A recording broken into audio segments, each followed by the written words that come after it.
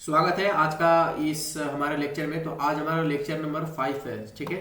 Success science ITI का जो fitter का फाउंडेशन चल रहा है उसका आज हमारा बेटा लेक्चर नंबर कितना है। तो आज हमारा लेक्चर नंबर 5 आज हम यहाँ पे पढ़ाने जा रहे हैं, जिसमें आपका लेक्चर 4 तक मैंने सारे वीडियो अपलोड कर दिया हूँ।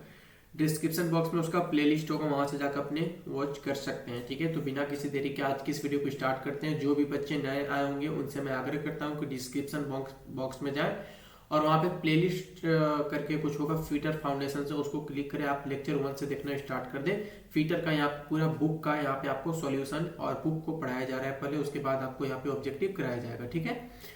चलिए, जो बच्चे पुराने होंगे उनको मालूम होगा कि हमारा कहाँ से कहाँ तक लेक्चर 3 चला था। तो ये लेक्चर 4 चला था, तो ये हमारा लेक्चर 5 यहाँ से स्टार्ट है, ठीक है। तो आप जहाँ भी नोट्स कर रहे होंगे आपको अब यहाँ से स्टार्ट करना है, ठीक है। हमने 3 इसका पढ़ लिया था, आज हम लोग चौथा के बारे में पढ़ रहे हैं। तो चौथा मेरा हो जाएगा सॉकेट स्नैपर, यानी सॉकेट स्नैपर के बारे में हम लोग पढ़ रहे थे, यानी स्नैपर्स के बारे में हम लोग पढ़ रहे थे। उसका हम लोग टाइप्स देख रहे थे।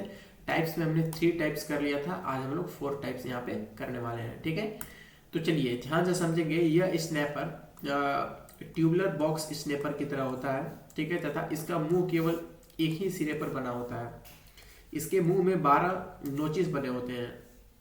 इसके दूसरे सिरे पर चौकोर सुराख बना होता है, जिसमें टॉमी बार हैंडल लगाकर उसे घुमाया जा सकता है। इस स्नैपर का प्रयोग प्रायः वहां किया जाता है जहां नट या बोल्ट कुछ कम गहराई में लगा हुआ हो और जगह कम हो और अधिक मजबूत पकड़ने की आवश्यकता हो, ठीक है। तो ये आपका सॉकेट स्नैपर के बारे में ये बता रहा है, ठीक ना। तो ये देखिए आपका कुछ इस तरीके से आपका सॉकेट स्नैपर होता है, ठीक ना, जिसमें बहुत सारे नंबर का यहाँ पे खांचा होता है, जिसको इसमें गोला वाला में फिट करके इस साइड से कोई आदमी पकड़ के अगर घुमाएगा उसको, तो वो खांचे के अनुसार से जो भी बोल्ट उसमें जो भी शेप का लगेगा, जो भी नंबरिंग का लगेगा, तो उससे वो खुल जाएगा, ठीक है।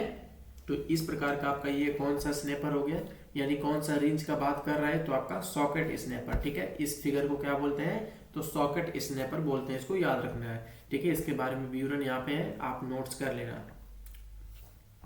चलिए, तो अगला आपका है 5 नंबर एडजस्टेबल स्नैपर, ठीक है। 5 नंबर क्या है आपका एडजस्टेबल स्नैपर के बारे में हम लोग पढ़ेंगे। तो ध्यान से समझना है, इस प्रकार के स्नैपर के मुंह का साइज घटाया या बढ़ाया जा सकता है। देखो यहाँ पे आप लोग अमूमन इससे परिचित होंगे। यहाँ पे आप इसको जहाँ पे आपको रेड दिख रहा है ना, जहाँ पे मैं लाइनिंग कर रहा हूँ, वहां से आप उसको हाथ से घटा सकते हो, बढ़ा सकते हो। चूड़ी पर वो रहता है, ठीक है, जिसको हम लोग गाँव के भाषा में इसको सलाई रिंच भी बोला जाता है, ठीक है। तो वही सलाई रिंच को हम लोग इंग्लिश में क्या बोलते हैं, एडजस्टेबल स्नैपर्स, यानी एडजस्टेबल रिंच के बारे में ये बात कर रहा है। तो इसके बारे में हमको नहीं लगता है कि तुम लोग नहीं जानते होगे, सब लोग को मालूम होगा ये। तो देखो इसमें देख लेते हैं कुछ मेन पॉइंट जो कि आपको याद करना है।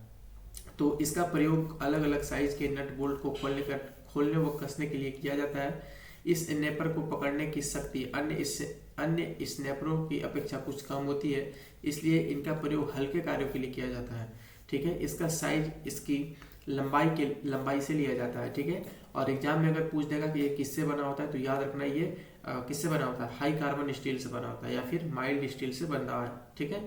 ये चीज ध्यान रखना है। तो ये आपका कुछ एडजस्टेबल स्नैपर है, जिसे आप गाँव के भाषा में क्या बोलते हैं, सलाई रेंच बोलते हैं, जिसको आप अपने मन पसंद से उसको घटा या बढ़ा सकते हैं। जिस साइज का बोल्ट रहेगा आप उस साइज का वहां पे करके उसको एडजस्ट करके आप उस नट को खोल सकते हैं, ठीक है। तो ये हमारा 5वां हुआ। छठा हमारा है, देखो पिन हुक स्नैपर, ठीक है। छठा हमारा कौन सा है, तो पिन हुक स्नैपर्स के बारे में हम लोग यहाँ पे पढ़ने वाले हैं। तो ध्यान देंगे, इस प्रकार के स्नैपर एक सिरा जो है इसका गोलाकार होता है, जिसके सिरे में एक हुक बनी होती है, जैसा कि आप फिगर में देख रहे हैं। एक सिरा गोलाकार होता है और इसके सिरे में एक हुक बनी होती है, ठीक है। तो हुक बनी होती है। इस स्नैपर का प्रयोग गोलाकार नट पर किया जाता है, जिसमें एक सुराख बना होता है। क्या बोल रहा है कि इस प्रकार के स्नैपर में एक सिरा जो है अर्ध गोलाकार यानी आधा गोलाकार होता है, जिसके सिरे में एक हुक बनी होती है, जिसका जो सिरा होता है उसमें एक हुक सा बना होता है। इस इनेपर का प्रयोग गोलाकार नट पर किया जाता है। इसका ज्यादातर यूज कहाँ किया जाता है, तो आपका गोलाकार नट पे किया जाता है, जिसमें एक सुराख जो है मतलब एक लगाने वाला उसमें बना होता है, एक उसमें फिक्स करने के लिए बना होता है, जैसा कि आप फिगर में यहाँ पे देख पा रहे होंगे। अब देखिए हम लोग स्नैपर्स के दोष के बारे में पढ़ते हैं, मतलब इसका स्नैपर्स का अवगुण क्या क्या है। ठीक है, कोई भी चीज आप अगर उसका दोस्त अगर वो चीज सही है तो एकदम फिक्स है कि उसमें कोई ना कोई कमी होगा। पृथ्वी पे ऐसा कोई चीज नहीं है जिसमें वो सही है और उसमें कोई कमी ना हो। ठीक है, हर एक सही चीज में कोई ना कोई कमी होती है। तो हम लोग स्नैपर्स यानी रिंच का दोस्त के बारे में हम लोग देखते हैं। तो सबसे पहला दोस्त इसमें फ्रैंक हो जाएगा। ठीक है, दूसरा हो जाएगा जॉब का खुल जाना, जॉब का खुल जाना हो जाएगा। तीसरा हो जाएगा जॉब का खराब होना और गोलाई, ठीक है, गोलाई में बन जाना। चौथा हो जाएगा आपका किनारा फट जाना। ठीक है, कभी कभी क्या होता है कि आप जैसे अगर कोई भी आप स्नैपर्स यानी रिंच की मदद से कोई भी चीज को कसते हैं तो अगर ज्यादा कस दोगे तो क्या हो जाएगा, वहां पे या तो वो जमक जाएगा। ठीक है, फिर उसको खोलने के लिए किस चीज का यूज किया जाता है, तेल का यूज किया जाता है, मतलब लिक्विड का यूज किया जाता है। मिट्टी के तेल वगैरह डालोगे तो वहां पे ढीला हो जाता है। और कभी कभी अगर यही चीज अगर तुम लकड़ी में अगर नट बोल्ट कस रहे हो तो अगर लकड़ी में क्या हो जाएगा, उसका किनारा जो अगर कस के अगर थोड़ा सा उस पर चाप पड़ा तो क्या होता है, फट जाता है वहां का। तो वही वो बोल रहा है किनारे का फट जाना, उसका हो जाएगा। पांचवा आपका हो जाएगा हेक्सागन, हेक्सागन का खराब होना और गोलाई गोलाई में बन जाना होता है। ठीक है, तो ये आपका स्नैपर्स के मुख्यतः दोस्त आपका यहाँ पे हो गए। ठीक ना, अब हम लोग चलते हैं नेक्स्ट। अब हमारा टॉपिक स्टार्ट हो जाएगा।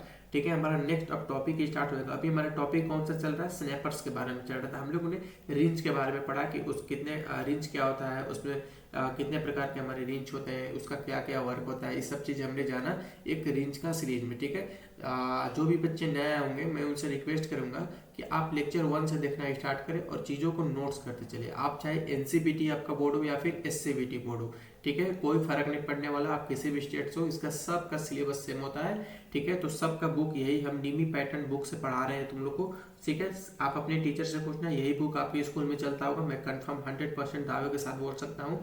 नीमी पैटर्न का ही बुक आपके सर पढ़ाते होंगे और उसी से आपको प्रैक्टिकल भी कराते होंगे। तो फिलहाल अभी मेरा फाउंडेशन सीरीज का लेक्चर नंबर 5 चल रहा है। मैं आपसे निवेदन करूंगा कि आप जाके लेक्चर 1 से देखें, डिस्क्रिप्शन बॉक्स में उसका लिंक है। ठीक है, अब चलिए हम लोग पेक्चर्स के बारे में पढ़ते हैं। तो इससे भली बात ही आप लोग परिचित होंगे, पेक्चर्स क्या होता है, इसका क्या यूज होता है, आप लोग एकदम अच्छे तरीके से जानते होंगे। ठीक ना, तो एकदम ध्यान से समझना है क्या ये बोल रहा है। देखिए, जिस औजार की सहायता से पेच को कसा या ढीला किया जाता है उसे पेक्चस यानी स्क्रू ड्राइवर कहते हैं। पेक्चस को इंग्लिश में क्या बोलते हैं, तो स्क्रू ड्राइवर बोलते हैं, इसको याद रखना। पेक्चस को हिंदी में इंग्लिश में क्या बोलते हैं, तो आपको स्क्रू ड्राइवर बोला जाता है। ठीक है, तो ये किस चीज का मतलब किस यूज में ज्यादा काम आता है, तो किसी भी पेंच को यानी नट को, ठीक है, छोटा सा नट को ढीला करने या फिर उसको खोलने में या फिर उसे कसने में ये चीज किया जाता है। यूज किसका यूज किया जाता है, तो पेक्चस का यूज किया जाता है। ठीक है, तो इनका साइज उनकी सैक की लंबाई और टिप की चौड़ाई से लिया जाता है। पेक्चस की सक प्राय कार्बन स्टील या एलॉय स्टील से बनी होती है और इसके ब्लेड को हार्ड व टेम्पर बना दिया जाता है। ठीक है, यहाँ पे देखो ये चीज इंपॉर्टेंट है यहाँ पे कि पेक्चस किससे बना होता है। तो देखो पेक्चस तुम्हारा किससे बोल रहा है ये, तो पेक्चस आपका जो है ये आपका बोल रहा है कि ये आपका हाई कार्बन स्टील, ठीक है, या फिर एलॉय स्टील से मिलकर ये आपका बना होता है। ठीक है, पेक्चस आपका जो है किससे बना होता है, तो कार्बन स्टील, वही हाई कार्बन स्टील हो जाएगा या फिर एलॉय स्टील से बनी होती है। और उसके जो ब्लेड है ना वो हाइड व टेम्पर्ड कर दिया जाता है। उसका जो ब्लेड है वो हाइड व टेम्पर्ड किया जाता है। तो अमूमन आपसे एग्जाम में क्वेश्चन पूछ सकता है कि पेक्चस बताइए यानी स्क्रू ड्राइवर किससे मिलकर बना होता है, तो आपको वहाँ पे हाई कार्बन स्टील खोजना है ऑप्शन में या फिर एलॉय स्टील, ये दोनों में से कोई ऑप्शन होगा तो आपको वहाँ पे मार देना है। ठीक है, उसके बाद देखिए अगला टॉपिक है, इसमें ऑफसेट पेक्चस को छोड़कर प्राय सभी पेक्चसों के हैंडल कड़ी लकड़ी या प्लास्टिक से बनाया जाता है। यहाँ पे एक क्वेश्चन आपसे और पूछ सकता है। ठीक ना, ये सब नोट्स करते चलना है बेटा, एग्जाम के टाइम में आपको यही आपको इंपॉर्टेंट करेंगे। एग्जाम के टाइम में आपको इतना फुर्सत नहीं रहेगा कि आप सब वीडियो को देख ले, तो आपके पास नोट्स रहेगा तो आप अपने से पढ़े रहोगे तो तुमको सब मालूम चल जाएगा कि कैसे कैसे किया जाता है। देखो एक चीज यहाँ पे बोल रहा है, कौन सा पेक्चस, ऑफसेट पेक्चस। ठीक है, ऑफसेट पेक्चस को छोड़कर सभी पेचकसों के हैंडल कड़ी या लकड़ी या प्लास्टिक के बनाए जाते हैं। एग्जाम में प्रश्न पूछ देगा कि बताइए कि निम्न में से कौन सा ऐसा पेचकस है, ठीक है, जिसका हैंडल लकड़ी या प्लास्टिक का नहीं बना होता है। तो आपको ऑप्शन में मिलेगा ऑफसेट पेचकस, तो आपको ऑफसेट पेचकस मारना होगा। ऑफसेट पेचकस एक ऐसा पेचकस होता है जिसका जो हैंडल होता है वो लकड़ी या प्लास्टिक का नहीं बना होता है, ये चीज ध्यान रखना है, ठीक है। चलते आगे हम लोग। तो अब देखिए यहाँ पे बोल रहा है पेचकस के निम्नलिखित मुख्य पार्ट्स होते हैं, जैसे आपको उसमें हैंडल हो जाएगा, शंख हो जाएगा, ब्लेड हो जाएगा। अभी हम लोग आगे इसके बारे में बात करते हैं, ठीक है। चलिए, तो ये आपका पेचकस के बारे में यहाँ पे आपका 3 मुख्य उसका पार्ट्स होता है, हैंडल हो जाएगा, शंख हो जाएगा और ब्लेड हो जाएगा। उसके बाद देखिए प्रायः निम्नलिखित प्रकार के पेचकस प्रयोग में लाए जाते हैं। ये बोल रहा है प्रायः आपका जो है निम्नलिखित प्रकार के पेचकस को प्रयोग में आपका यहाँ पे लाया जाता है। तो पहला हम लोग प्रयोग देखने वाले हैं स्टड स्क्रू ड्राइवर, यानी स्टैंडर्ड स्क्रू ड्राइवर के बारे में हम लोग यहाँ पे पढ़ने वाले हैं, इसका पहला टाइप्स, ठीक है। तो स्टैंडर्ड स्क्रू ड्राइवर में आपका यहाँ पे पहला टाइप्स यहाँ पे स्टार्ट हो जाता है, जो कि आपका यहाँ पे क्या बोल रहा है, तो इस प्रकार का पेचकस गोल आकार की छड़ रॉड को आगे से चपटा करके बनाया जाता है। इसका प्रयोग प्रायः साधारण कार्यों के लिए किया जाता है, जैसे हल्के व छोटे साइज के स्क्रू को खोलना या कसना, ठीक है। तो स्टैंडर्ड स्क्रू ड्राइवर यहाँ पे इसका फिगर है, आप लोग इसको देख लो। अगर इसका नामांकन की बात किया जाए, इसमें कौन कौन सा भाग क्यों मतलब क्या नाम है इसका, एग्जाम में उसे पूछ दिया जाता है इसका भाग का नाम। तो देखो ये जो आपका हो जाएगा, ये आपका इसको क्या बोलते हैं, टिप बोलते हैं, ठीक है। इसको क्या बोलते हैं, टिप बोलते हैं। इसको क्या बोलते हैं, ब्लेड बोलते हैं, ठीक है। इसको आपका ब्लेड बोलते हैं। ये आपका जो है हैंडल हो जाएगा, ठीक है, ये आपका हैंडल हो जाएगा। इसमें फिगर का नाम सबसे इंपॉर्टेंट होता है, ठीक ना। ये आपका हैंडल हो जाएगा और ये आपका हैंड, ठीक है, ये आपका हैंड होगा। ये इसको थोड़ा ध्यान देना। ये देखिए ये जो आपका होगा नहीं, यहाँ पे आपका हैंडल हो जाएगा, ठीक है, HANDL, यहाँ पे आपका हैंडल हो जाएगा और यहाँ आपका हैंड रहेगा, ठीक है। ध्यान रखना इसको, ये आपका ध्यान से देना। ये आपका क्या हो जाएगा, टिप हो जाएगा, ये ब्लेड हो जाएगा, ये हैंडल हो जाएगा और ये आपका हैंड हो जाएगा, ठीक है। ध्यान रहेगा इसको ध्यान रखना है, बस ध्यान रखना है, नोट्स नहीं करना, ठीक है। एग्जाम में से पूछा कभी अभी तक नहीं है, बट फिर भी जान लो जानकारी के लिए। उसके बाद देखो अगला हमारा सेकंड नंबर कौन सा हो जाता है, तो सेकंड नंबर हो जाएगा हैवी ड्यूटी ड्राइवर, ठीक है। हैवी ड्यूटी ड्राइवर यहाँ पे हम पेचकस के बारे में पढ़ेंगे, यानी हैवी ड्यूटी पेचकस के बारे में यहाँ पे हम पढ़ेंगे, तो ध्यान से समझेंगे। इस प्रकार के स्क्रू ड्राइवर की जो शंख, ठीक है, शंख प्राय चौकोर आकार की होती है और उसको आगे से चपटा कर दिया जाता है, ठीक है। क्या बोल रहा है, इस प्रकार की स्क्रू ड्राइवर को शंख प्राय चौकोर आकार की होती है और उसको आगे से चपटा कर दिया जाता है। यह दूसरे स्क्रू ड्राइवर की अपेक्षा बड़े साइज का होता है। यह जो है दूसरे स्क्रू ड्राइवर की अपेक्षा बड़े साइज का होता है। इसका अधिकतर प्रयोग बड़े कार्यों के लिए किया जाता है। इसका जो अधिकतर प्रयोग है बड़े कार्यों के लिए किया जाता है, इसको ध्यान रखना है। वही अगर इसका पार्ट्स की बात किया जाए तो वही सेम चीज़ है, ये आपका टिप हो जाएगा, ठीक है, ये आपका टिप हो जाएगा। ये आपका क्या हो जाएगा, ब्लेड हो जाएगा, ब्लेड हो जाएगा। इसको लिख लेना यार, अच्छा रहेगा आपके लिए, हो सकता है एग्जाम में पूछ दे। तो ये आपका क्या हो जाएगा, हैंडल हो जाएगा, हैंडल हो जाएगा और ये आपका यहाँ पे हैंड हो जाएगा, ठीक ना। तो इसको लिख लो, अच्छा रहेगा, ठीक है। ये सबके लिए इंपॉर्टेंट है, या तो देखो CTI के लिए भी है, CITS के लिए भी है। CTI मतलब जो ITI की स्टूडेंट है और जिसको ITI में इंस्ट्रक्टर यानी शिक्षक बनना होता है वो CITS का कोर्स करते हैं, तो वहाँ भी यही से ट्रेड से रिलेटेड ही क्वेश्चन पूछा जाता है। तो ये दोनों के लिए उपयोग है, चाहे आप NCL कोई भी आगे आप कंपटीशन के एग्जाम दोगे ना जिसमें आपका ट्रेड से रिलेटेड क्वेश्चन पूछेगा तो उसका ये फाउंडेशन काम कर जाएगा, ठीक है। तो एक बार फाउंडेशन पढ़ लोगे तो सबके लिए हो जाएगा, सबके लिए नोट्स तुम्हारा बन जाएगा, ये चीज ध्यान रखना। उसके बाद तीसरा हम लोग देखेंगे फिलिप्स स्क्रू ड्राइवर, ठीक है। फिलिप्स स्क्रू ड्राइवर के बारे में हम लोग पढ़ेंगे। तो इस प्रकार के स्क्रू ड्राइवर में ब्लेड पर 4 फ्लूट कटे होते हैं जो कि फ्लिप हैंड, ठीक है, जो कि फ्लिप हैंड वाले स्क्रू में साइज के अनुसार फिट हो जाते हैं, ठीक है। इस स्क्रू ड्राइवर का प्रयोग फ्लिप हेड वाले स्क्रू को खोलने व कसने के लिए किया जाता है, ठीक है। ये फ्लिप स्क्रू ड्राइवर है, ठीक ना, जिसको नहीं वो पेचकस होता है कि जिसको मतलब उसका 2 साइज होता है, ठीक है। उसको खोल के भी तुम उस साइड से पलट दोगे और उस साइड से पलट दोगे तो वो लंबा वाला नट खुलेगा और इस साइड से अगर खोल के पलट दोगे तो गोला वाला नट कसेगा। तो ये बोल रहा है फिलिप स्क्रू ड्राइवर के बारे में। तो ये आपका फिगर है कुछ इस टाइप का, ठीक है। अगला हम लोग को है फोर्थ नंबर। तो फोर्थ नंबर आपका क्या हो जाएगा, offset screw driver. Offset screw driver के बारे में पढ़ेंगे हम लोग। तो इस प्रकार के स्क्रू ड्राइवर में दो सिरों को एक दूसरे के विपरीत 90 डिग्री के कोण में मोड़कर चपटा बनाया जाता है। क्या बोल रहा है, ऑफसेट स्क्रू ड्राइवर। इस प्रकार के स्क्रू ड्राइवर के दोनों सिरों को एक दूसरे के विपरीत 90 डिग्री के कोण में मोड़कर चपटा बना दिया जाता है, ठीक है। अगला इसमें इस स्क्रू ड्राइवर का प्रयोग वहां पर किया जाता है जहां पर दूसरे प्रकार के स्क्रू ड्राइवर का प्रयोग में लाने के लिए जगह न होने और स्क्रू फिट करने की जगह तंग हो, ठीक है। तो ये आपका ऑफसेट स्क्रू ड्राइवर का फिगर है, इसको देख लो। इसको क्या है कि इसका जो दोनों सिरे है, दोनों जो सिरा है एक दूसरे के विपरीत यानी 90 डिग्री, देखो एक दूसरे के विपरीत है, 90 डिग्री के एंगल पर दोनों ये पे मोड़कर चपटा बना दिया जाता है इसको। तो ये आपका कौन सा है, ऑफसेट स्क्रू ड्राइवर। यहाँ से एग्जाम में पूछ सकता है कि निम्न में से ऐसा कौन सा स्क्रू ड्राइवर है जो एक दूसरे के विपरीत 90 डिग्री के कोण पे होता है। तो आपको ऑफसेट स्क्रू ड्राइवर मारना होगा, ठीक है। कौन सा मारोगे, ऑफसेट स्क्रू ड्राइवर, ध्यान रखना इसका। नेक्स्ट हम लोग देखते हैं आगे आपका ratchet screw driver. Ratchet screw driver के बारे में हम लोग देखेंगे।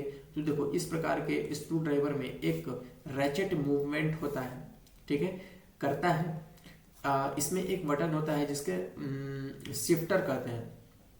इस शिफ्टर के द्वारा स्क्रू घूम सकता है और शिफ्टर के नीचे दबाने से ब्लेड केवल दाईं ओर घूम सकता है। इसका प्रयोग प्रायः वहां किया जाता है जहां पर कार्य अधिक तेजी से करना हो। क्या बोल रहा है, देखो इसको बारे में आप लोग सब जानते होंगे। जैसे नहीं होता है ओला पेचकस नहीं होता है कि जिससे मतलब तुम अलग अलग शेप डाल के उसको बना सकते हो। जैसे एक साइड से देखो, एक साइड से क्या है, ये शेप फिट होने वाला है। जैसे देखो यहाँ पे फिगर में एक साइड से क्या है, ये शेप फिट हो जाएगा। इसमें से कोई भी एक शेप लगा दो तो ये उस साइड का मतलब उस तरह से काम करेगा। इसमें से ये शेप लगा दोगे तो इसका कुछ अलग काम हो जाएगा, इसका कुछ अलग काम हो जाएगा, इसका कुछ अलग काम हो जाएगा। मतलब शेप का खांचा बना हुआ होता है, आप बस शेप को डालिए, उसके बाद आपको जिस तरह से स्क्रू ड्राइवर आपको वहाँ पे चाहिए तो आपको ऐसा स्क्रू ड्राइवर आपको वहाँ पे मिल जाएगा, ठीक है। ऐसा तुम लोग देखे होगे। इसको बोलते हैं एडजस्टेबल, ठीक है ना। मतलब आपको काम के अनुसार से आपको पिक्चर्स बदलने की जरूरत नहीं है, एक ही काम में एक ही बॉक्स में आपको सारे प्रकार के वहाँ पे मूवमेंट मिल जाएंगे। उसके बाद अब हम लोग अगला टॉपिक आ जाएगा प्लास के बारे में, ठीक है। प्लायर्स जिसको इंग्लिश में बोलते हैं, ठीक है। हम लोग नॉर्मली प्लास कहते हैं बट उसको इंग्लिश में प्लायर्स बोला जाता है, ये चीज ध्यान रखना है, ठीक ना। तो हम लोग प्लास के बारे में जानेंगे। पेचकस के बारे में हमने पढ़ लिया, ठीक है। उसमें उसका पेचकस का क्या उपयोग है, कितने प्रकार के टाइप्स होते हैं, उसका एग्जाम में कैसे क्वेश्चन बनता है, ठीक है। सारी चीजें हमने यहाँ पे पढ़ लिया। अब हमने पेचकस के बारे में हम लोग को यहाँ पे पढ़ना है, ठीक है। तो चलिए पेचकस के बारे में हम स्टार्ट करेंगे। तो यहाँ पे ध्यान से समझना है, यह एक प्रकार का टूल है जिसका प्रयोग कार्य करते समय छोटे छोटे कार्यों को पकड़ने के लिए किया जाता है। और मैं आप लोग को बता दूं कि आपका ये चैप्टर शायद आज खत्म है, ठीक ना। आज हमारा जो चैप्टर 2 चल रहा था हैंड्स टूल्स के बारे में, वो चैप्टर आज मेरा खत्म है। तो इसके बारे में हम लोग चैप्टर 1 और 2 से रिलेटेड ऑब्जेक्टिव क्वेश्चन को देखने वाले हैं। उसके बाद फिर हम चैप्टर 3 को स्टार्ट करेंगे। यह प्रायः कास्ट स्टील से बनाया जाता है। ध्यान रखना, जो प्लास होता है या प्लायर्स जिसको बोलते हैं वो सामान्यतः किससे बनाता होता है, तो कास्ट स्टील से बना होता है। यहाँ पे ये क्वेश्चन पूछा जा चुका है, ठीक है, कि प्लायर्स किससे मिलकर बना होता है, तो ये आपका कास्ट स्टील से मिलकर बनाया जाता है। इसके मुख्यतः 3 पार्ट्स होते हैं, ठीक है। प्लायर्स के मुख्यतः 3 पार्ट्स होते हैं। आपका हो जाएगा हैंडल, रिवेट, जॉस। मुख्यतः निम्नलिखित प्रकार के प्लायर्स के में उपयोग में लिए जाते हैं। जो प्लायर्स के जो 3 पार्ट्स होते हैं वो कौन कौन से होते हैं, तो आपको ध्यान रखना है। प्लायर्स के जो 3 पार्ट्स होते हैं, आपका हैंडल हो जाएगा, हैंडल के बाद आपका क्या हो जाएगा, रिवेट हो जाएगा, ठीक ना। हैंडल के बाद क्या हो जाएगा आपका, ये रिवेट हो जाएगा, और रिवेट के बाद आपका जॉस हो जाएगा। मुख्य निम्नलिखित प्रकार के प्लायर्स प्रयोग में लाए जाते हैं। तो हम लोग प्लायर्स के पार्ट्स को देखने वाले हैं, इसका कितने प्रकार के प्लायर्स होते हैं। तो सबसे पहले आपका हो जाएगा साइड कटिंग प्लायर्स, ठीक है। साइड कटिंग प्लायर्स के बारे में हम लोग पढ़ेंगे।